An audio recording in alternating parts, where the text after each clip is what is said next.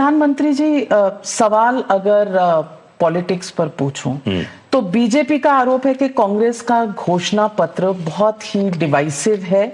हालांकि कांग्रेस आलोचना करती है बीजेपी की ये कह के कि आप 2 और 2 22 बनाने की कोशिश कर रहे हैं, क्योंकि चाहे वो वेल्थ रीडिस्ट्रीब्यूशन हो या इनहेरिटेंस टैक्स हो, ऐसी कोई भी बात उनके मैनिफेस्टो में नहीं है।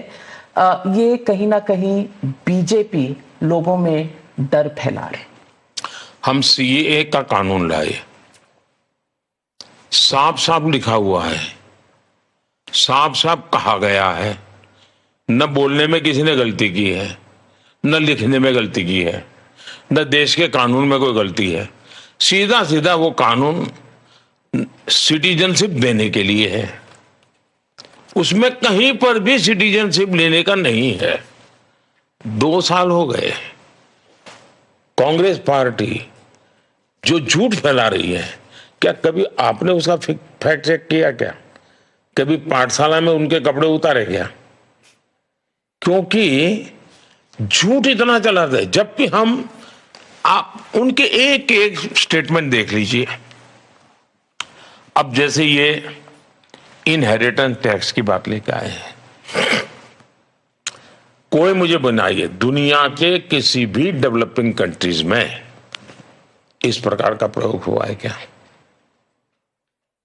आप साम्यवादी विचारधारा की बात छोड़ दीजिए, इनके घोषणा पत्र में और उनकी स्पीचेज में जो बातें हैं आपको एक साथ मिलाकर के एक कैनवास पर रखनी पड़ेगी।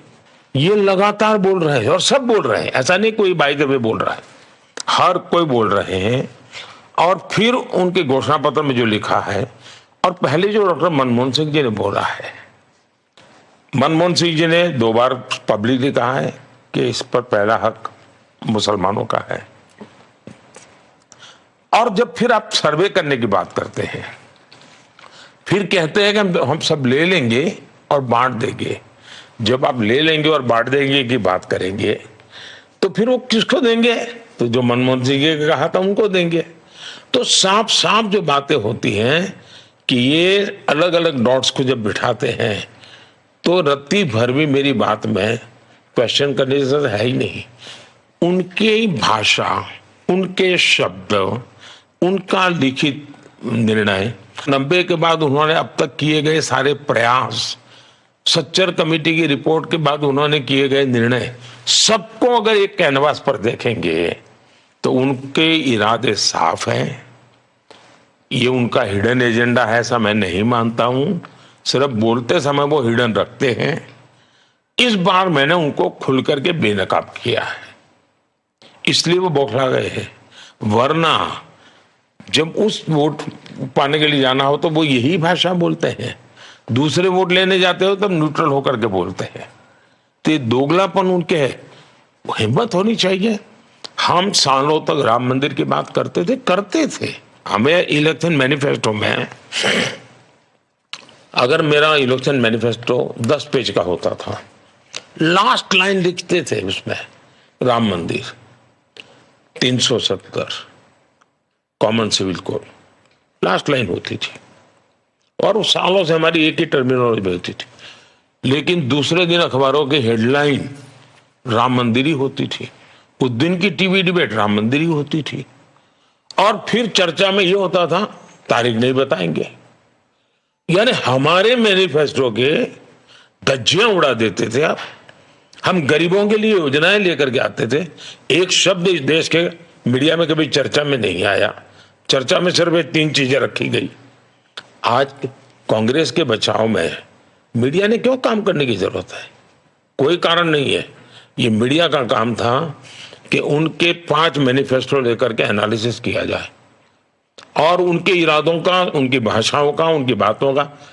अब देखिए, संविधान, इस देश में संविधान का स्पिरिट पैदा करना चाहिए, नहीं करना चाहिए। अब ऐसा तो नहीं कि सिर्फ वकीलों और जजेस के लिए ही संविधान हो गई। संविधान देश के कॉमन मैन से जुड़ना चाहिए। इन्होंने संविधान की कभी परवाह नहीं की।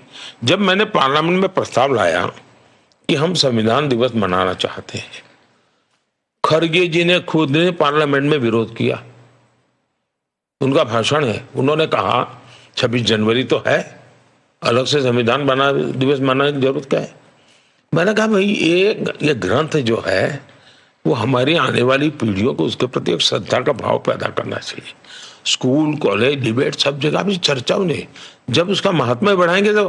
फिर मैंने कहा कि जब उसके 60 साल हुए थे संविधान के, तब भारत ने इसको अच्छे ढंग से मनाना चाहिए था। 50 साल हुए तब मनाना चाहिए था। जब 60 साल हुए तो मैंने बड़े शान से ये संविधान दिवस मनाया और हाथी के ऊपर अंबाड़ी में मैंने संविधान रखा और मैं नीचे पैदल चलता था मुख्यमंत्री, और मैंने सुरेंद्र नगर में एक बहुत बड़ा उसकी यात्रा निकाली। लोगों की संविधान के प्रति श्रद्धा बने।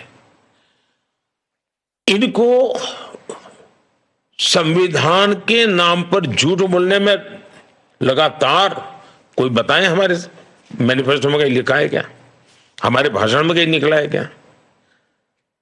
कोई किसी कार्यकर्ता ने किसी संदर्भ में कहीं बोल दिया, उसी को उछाल करके पूरी तरह हमारी पार्टी को, हमारे वर्जन को मानने को तैयार नहीं है, और खुद कहते हैं कि बताओ हमारे मैनिफेस्टो में कहां लिखा है।